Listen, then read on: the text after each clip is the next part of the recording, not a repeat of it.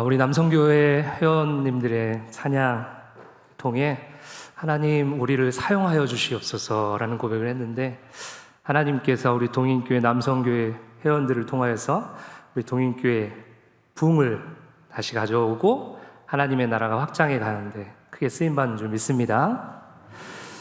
전국 어딜 가도 우리 교회만큼 남자들이 많은 교회는 없는 것 같습니다. 별로 동의를 안 하시는 것 같은데 남자들이 참 많은 것 같아요. 오늘 특별히 찬양을 하시는데 우렁찬 목소리로, 사실은 마이크가 앞에 있지만 저건 아무 의미가 없는 거거든요. 녹화용이어서. 그런데도 불구하고 이 건물 전체가 아주 웅장하게 마치 오케스트라를 보는 그런 느낌이었습니다. 귀한 찬양을 통해 또 앞으로도 우리 남성교회 회원님들 각자 맡은 바 최선을 다하고 주님께 쓰임받는 귀한 성교회 회원들 되시길 축복합니다.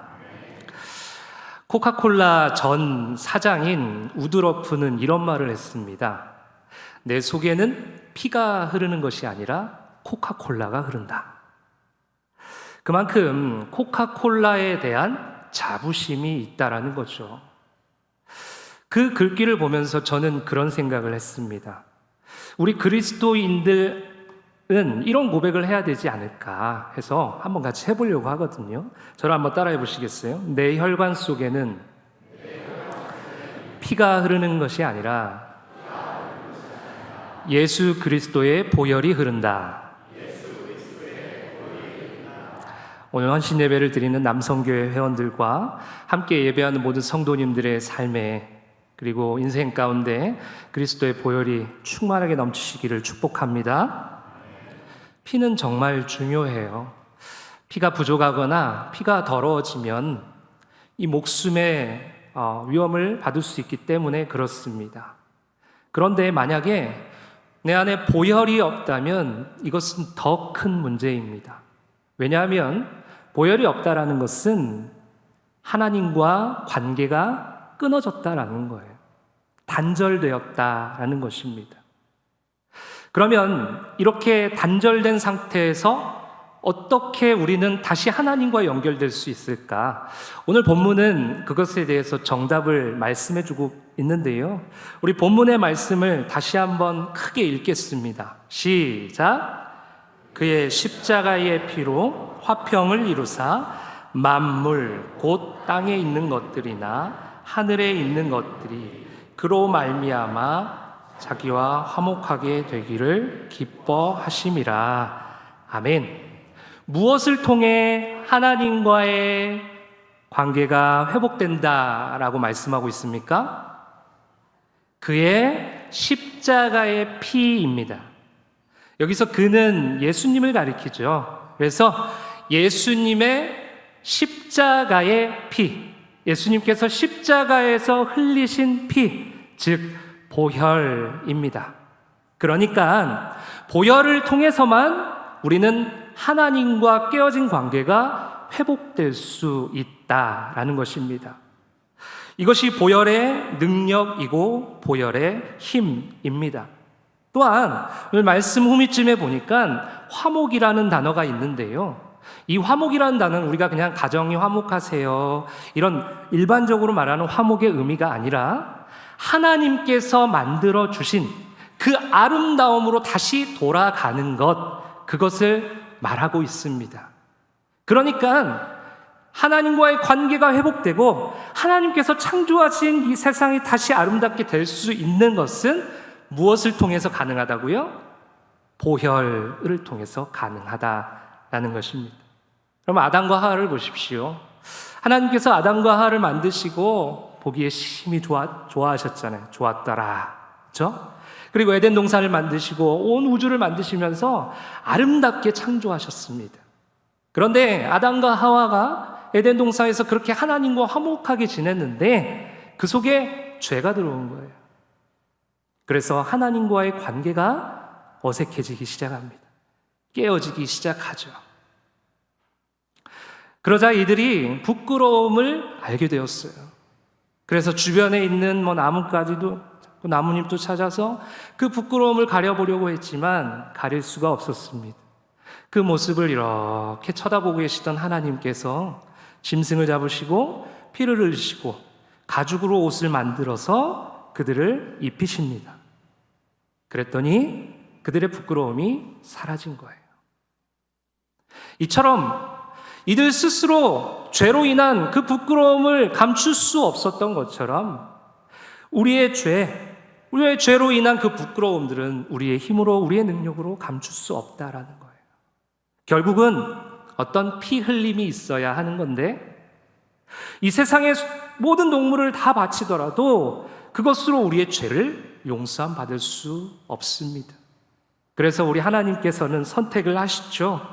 히브리서 8장 27절의 말씀입니다. 우리 같이 한번 읽어보겠습니다. 시작. 그는 저 대제사장들이 먼저 자기 죄를 위하고 다음에 백성의 죄를 위하여 날마다 제사 드리는 것과 같이 할 필요가 없으니 이는 그가 단번에 자기를 드려 이루셨음이라. 아멘. 예수님께서 십자가에서 단번에, 한 번의 죽으심으로 우리의 모든 죄를 다 용서해 주시고 가려 주셨다라는 것입니다. 그때 십자가에서 흘린 피가 바로 보혈입니다. 우리 안에는 그 놀라운 보혈이 있는 줄 믿습니다. 그렇다면 보혈이 있다라는 증거를 어떻게 보일 수 있을까? 오늘 예수님의 십자가 사건을 보면서 한번 우리가 어떤 삶을 살아갈 때 보혈이 내 안에 흐르고 있다는 증거를 나타낼 수 있을까 생각해 보는 시간 가져보겠습니다. 4가지로 살펴볼 건데요. 첫 번째 한번 따라해 보시겠어요? 예수님께서는 하나님의 뜻에 순종하셨습니다. 빌립보서 2장 8절의 말씀입니다. 우리 같이 한번 읽어보겠습니다. 시작. 사람의 모양으로 나타나사 자기를 낮추시고 죽기까지 복종하셨으니 곧 십자가의 죽으심이라. 아멘. 예수님께서는 자기 자신을 낮추시면서까지 죽으셨어요. 하나님께 순종하시기 위해서 그랬습니다. 여러분, 예수님의 십자가 사건 우리가 정말 많이 들었잖아요. 그리고 많이 묵상했고 많이 알고 있습니다. 그런데 다시 한번 그 장면으로 돌아가서 예수님께서 그 차가운 십자가에 매달려 계신 그 모습을 한번 생각해 봅시다. 예수님께서 왜 그러셨어야 될까요? 왜 못을 박히시고 창에 찔리셔야 할까? 왜 거기서 예수님은 힘드니까, 아프니까, 고통스러우니까 포도주를 주겠다라고 말하는 그것까지도 거절하면서 끝까지 십자가에 매달려 계신 이유가 무엇일까? 그것은 바로 아버지 하나님의 뜻이었고 아버지 하나님의 계획이었기에 아버지 하나님의 뜻에 순종하고자 하는 의지를 보이신 것입니다. 예수님은 그 죽음 앞에서도 하나님께 순종하는 것을 저버리지 않았습니다. 이렇게 어떠한 상황에서도, 모든 상황에서도 하나님께 순종하는 삶을 살아가는 것, 이것이 바로 내 안에 그리스도가, 내 안에 보혈이 있다라는 그 증거 아니겠습니까? 두 번째로 한번 따라해 보시겠어요? 예수님께서는 희생하셨습니다. 에베소서 5장 2절의 말씀 우리 같이 한번 읽어보겠습니다. 시작. 그리스도께서 너희를 사랑하신 것 같이 너희도 사랑 가운데서 행하라. 그는 우리를 위하여 자신을 버리사 향기로운 제물과 희생 제물로 하나님께 드리셨느니라. 아멘. 예수님께서는 스스로 희생 제물이 되셨어요. 희생이라는 것은 나를 위한 희생도 희생입니다만 더 가치 있고 더 중요한 희생이 있다면 바로 타인을 위한 희생, 이웃을 위한 희생, 어느 누군가를 위한 희생 아니겠습니까? 우리 예수님은 우리를 위해서 희생하셨습니다. 그것도 우리의 죄 때문에 말이죠. 이렇게 희생하는 사람이 그 안에 예수 그리스도의 보혈이 흐르는 그 증거인 것입니다. 그래도 제가 보니까 우리 동인교회는 이미 모든 성도님들이 희생이 몸에 배셨어요. 너무 감사한 것 같아요. 특별히 오늘 남성교회 헌신 예배이기 때문에 남자 이야기를 좀 하려고 합니다. 요즘 남자들은 집에서도 앞치마를 두르잖아요. 모르셨어요? 예, 두르십니다. 그리고 음식도 곧잘 잘하시고요. 그리고 놀랍게도 설거지도 하십니다. 더 놀라운 일은 음식물 쓰레기까지 버리십니다. 웃으시는 분들은 다 그렇게 하시는 분들이시고, 예, 남자들이 그렇단 말이에요. 그런데 집에서는 할 수 있어요. 그런데 더 놀라운 것은 교회에서 보니까 점심 먹을 때 우리가 음식물 떨어지면 언제 와서 그냥 행주를 들고 오셔서 쓱싹 닦으시고, 밥 다 먹으면 의자를 언제 다 닦으시고 청소하시고, 이렇게 밥 먹은 식판을 이렇게 낼 때는 보니까 또 설거지도 하고 계시고, 또 음식물 쓰레기도 이렇게 갖다 버리시고, 교회에서까지 그렇게 하는 모습을 보면서 와, 우리 동인교회는 정말 미래가 있다. 우리 남자들이 이렇게 잘하는데, 무엇보다도 우리 장로님을 시작으로 모든 남성교회 회원들이 이렇게 솔선수범해서 희생을 하고 계시니까 정말로 그들 안에 보혈이 콸콸콸 넘치는 것을 그렇게 묵상이 되더라고요. 앞으로도 꾸준히 감당하시기를 바랍니다. 네, 세 번째로 한번 저를 따라 해보시겠어요? 예수님께서는 아끼지 않으셨습니다. 로마서 8장 32절의 말씀인데요, 같이 한번 읽겠습니다. 시작. 자기 아들을 아끼지 아니하시고 우리 모든 사람을 위하여 내주시니까 어찌 그 아들과 함께 모든 것을 우리에게 주시지 아니하겠느냐. 아멘. 부전자전이란 말이 있지요. 우리 하나님께서는요, 우리 같은 연약하고 죄 많은 자들을 구원하시기 위해서 하나밖에 없는 아들을 내놓으십니다. 아들을 내놓았다라는 것은 자신의 전부를 내놓았다라는 것인데 그만큼 아끼지 않으셨다라는 거예요. 그런데 그 아버지를 닮은 아들 예수님도요, 십자가에서 죽으실 때 어떻게 하셨습니까? 모든 물을 다 쏟으신 거예요. 모든 피를 다 쏟으신 거예요. 아끼지 않는 거예요. 나를 생각하지 않는 거예요. 오롯이 앞에 있는 사랑하는 나의 백성들, 나의 자녀들만 생각한 것입니다.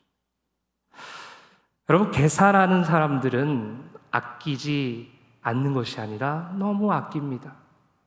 너무 쟁여두고 너무 챙깁니다.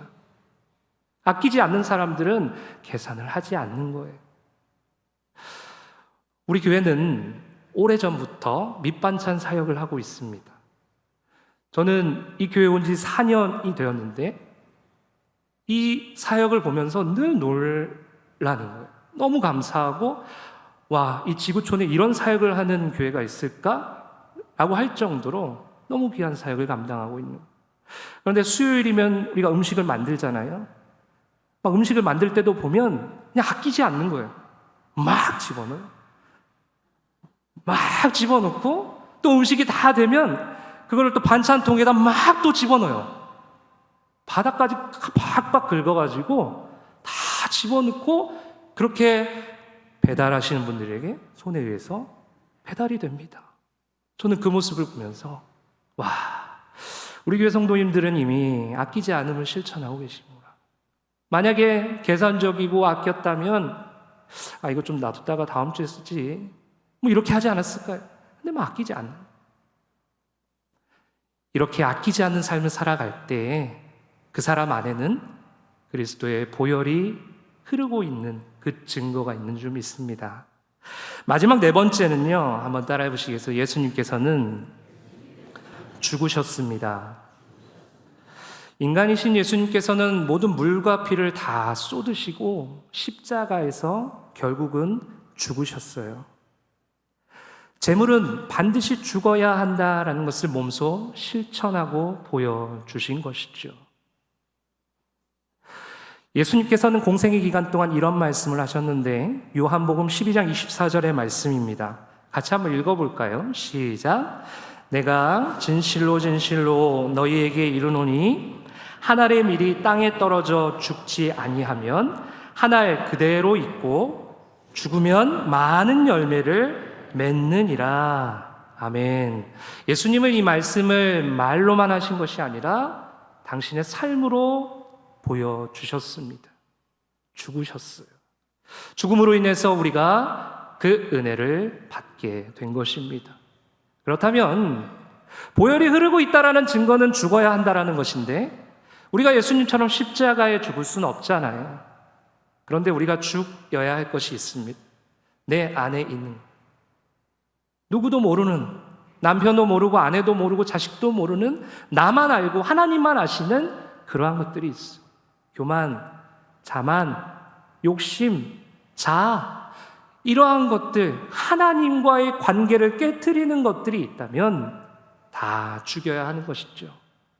이렇게 이러한 것들을 죽이면서 살아가는 사람은 그 안에 그리스도의 보혈이 흐르는 줄 믿습니다.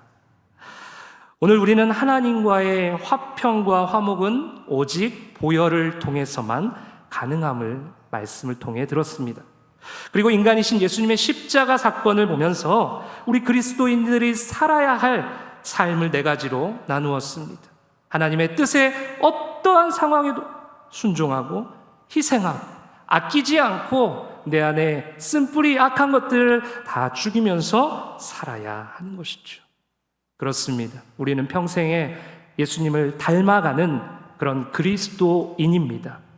이렇게 예수님을 닮아가고자 노력하는 우리 성도님들 되시기를 축복합니다. 한 이야기만 하고 말씀을 마치겠습니다. 어느 한 가정에 엄마, 아빠, 그리고 5살짜리 딸이 있었고 7살짜리 아들이 있었습니다. 그런데 이 아들이 안타깝게 교통사고를 크게 당했어요. 그래서 중환자실에 가게 되었고 응급수술을 하게 되었습니다. 수술을 하는 중간에 피가 모자란 거예요. 피를 수혈을 해야 되는데 당장에 어디서 가져올 수 있는 곳이 없었습니다. 알아보니까 가족 중에 딱 한 사람이 그 피가 맞는 거예요. 그게 바로 여동생이었습니다. 5살짜리 딸이었어요. 이 사실을 알게 된 아빠는 딸에게 가서 조심스럽게 말하는 거예요. 얘야, 너가 오빠한테 피를 조금 줄 수 있겠니? 이 딸아이는 5살이지만 아는 거예요. 아빠가 무슨 말을 하는지 알고 그리고 내가 어떻게 해야 되는지를 아는 거예요. 그래서 고민하기 시작합니다.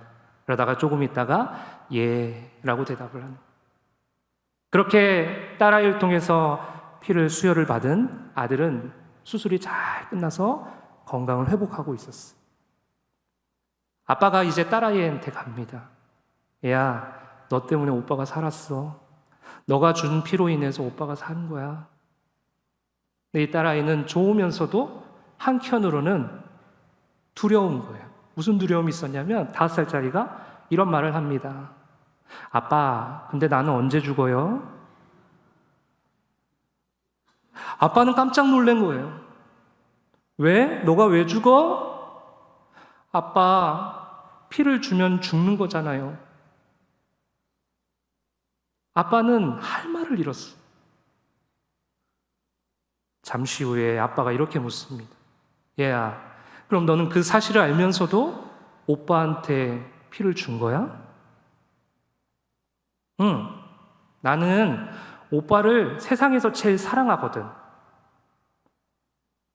사랑하는 성도님들, 예수님께서는 그 십자가의 죽음 앞에서 피 한 방울 남기지 않으시고 다 쏟아부으십니다. 그 죽음을 아시면서까지. 그 이유가 무엇이었습니까? 우리를 사랑하시기 때문에 그렇습니다. 우리는 그렇게 예수님의 보혈을 받은 자들이고 그 보혈이 내 안에 흐르고 있다는 증거를 가지고 살아야 하는 그런 그리스도인들입니다. 다시 한번 저를 따라 고백해 볼까요? 내 혈관 속에는 피가 흐르는 것이 아니라 예수 그리스도의 보혈이 흐른다. 하나님의 뜻에 순종하고 희생하고 아끼지 않고 죽음으로 본을 보이신 예수님을 닮아감으로 우리 안에 보혈이 흐르고 있음을 고백하며 살아가는 오늘 헌신을 다지는 남성교회 회원들과 함께 예배하는 모든 성도님들 되시기를 주님의 이름으로 축복합니다.